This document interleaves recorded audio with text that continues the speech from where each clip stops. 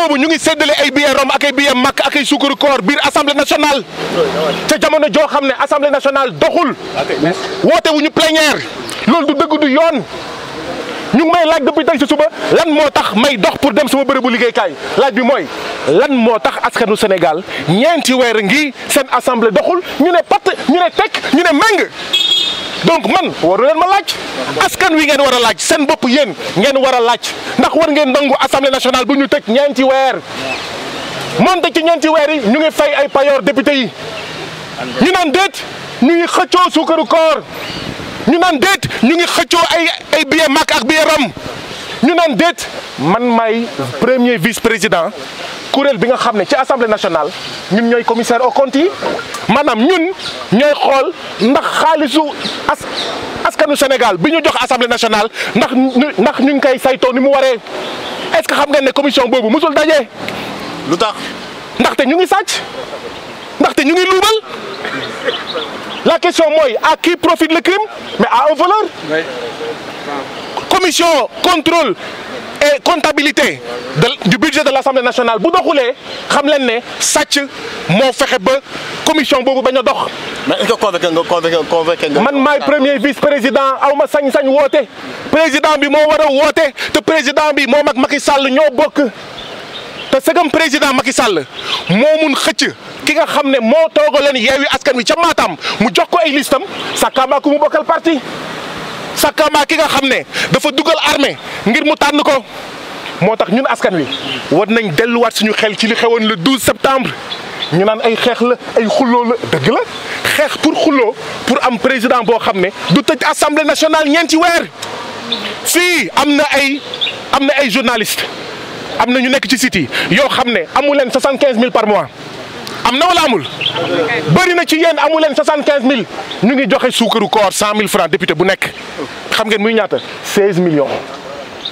16 millions ñaata projet la mun financé ñaata billet Makka ak ñaata billet Rome ñu naan déet ñun nëbb xaalisu assemblée nationale ndaxte ñoom ñu ngi koy noos ñu ngi koy séddoo di ko sàcc di ko luubal moo tax bëgguñu woote réunion ndaxte man bu ma nekkee ci commission bi ndax si dolli ma nekk premier vice président fiscine bu nekk dinañ wax fan lañ koy dugal balaa ñoo joxe xaalis suukaru koor naa leen ne luy ndeyu ñuy jox député suukaru koor fekk ne askan wi ndekki motul.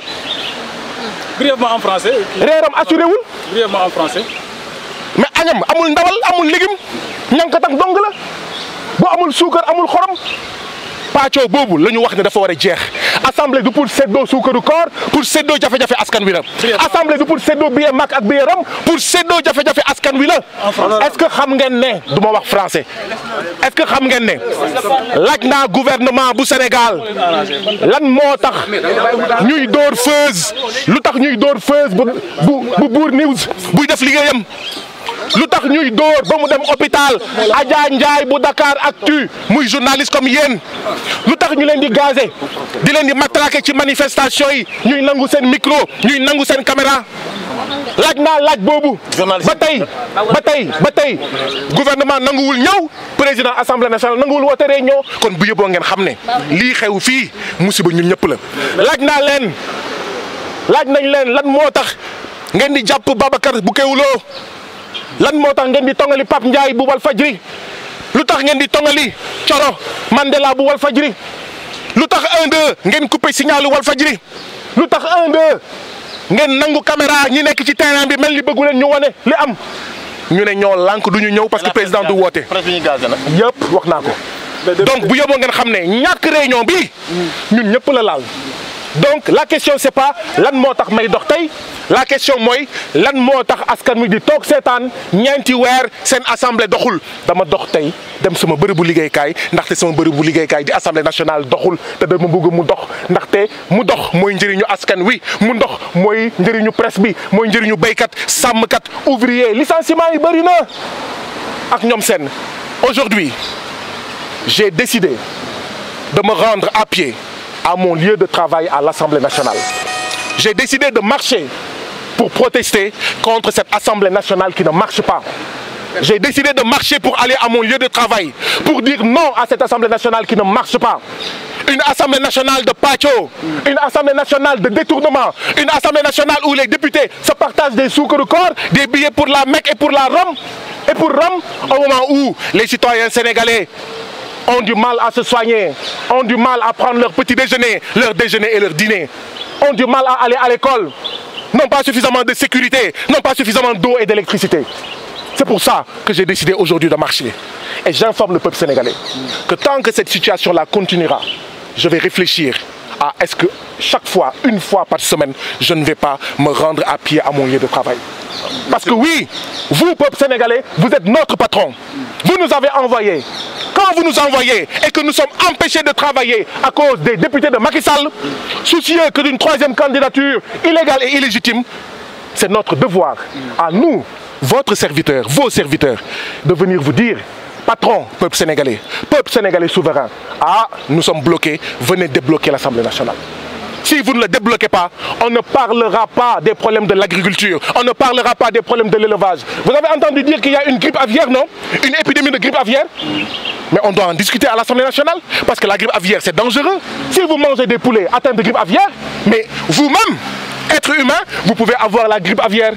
Or, un Sénégal qui importe 97% de ses médicaments, et il faut éviter que les Sénégalais tombent malades. Et pour ça, il faut que l'Assemblée nationale fonctionne. Donc c'est ma manière à moi de protester contre le fait que moi, premier vice-président de la commission comptabilité et contrôle de l'Assemblée nationale, qui doit contrôler si le budget de l'Assemblée nationale est bien géré en bon père de famille, cette commission ne s'est jamais réunie. Qu'est-ce à dire? L'Assemblée nationale est en train de détourner l'argent du peuple sénégalais. L'Assemblée nationale est en train de voler l'argent du peuple sénégalais en refusant, d'accord, d'évaluer, de faire le bilan, en refusant au commissaire aux comptes que je suis, d'accord, d'avoir les pièces justificatives, de faire des rapports. Donc voilà pourquoi j'interpelle le peuple sénégalais. Parce qu'après Dieu, après notre Seigneur, notre patron s'appelle peuple sénégalais. Et c'est lui qui nous a envoyés, nous députés. Pas pour se partager des sous de corps, des billets de Rome et des billets de Mecque. Pas pour se partager de l'argent, mais pour se partager les préoccupations des citoyens sénégalais, pour se partager les difficultés des citoyens sénégalais et chercher des solutions ici à l'Assemblée nationale. C'est pourquoi quand on parle de dialogue, dites au président de la République comment il peut empêcher le dialogue dans l'Assemblée nationale et nous inviter à un dialogue. Ce n'est pas vrai. Je vais partir sinon. Merci beaucoup. moo ngi noonu Guy Marius Sagna ngeen amoon ni ñu ngi ni ñi nga xamante ni ñooy takku der yi ñoo fas yéene daal di ñëw tas li nga xamante ni mooy li nga xamante ne moom la Guy Marius Sagna nekkoon di wax mu waral nag mu daal di arrêté li nga xamante ne mooy wax mi ngi nii mi ngi noonu moom nag comme ni mu ko waxee li nga xamante ni mooy tey jii nii Guy Marius Sagna dafa daal di doxee fi nga xamante ni mooy këram ba fi nga xamante ni mooy assemblée nationale waaye tamit ñi nga xamante ni ñooy takku der yi may ñu benn yoon temps pour li nga def fi nga xamante ni mooy suñu liggéey.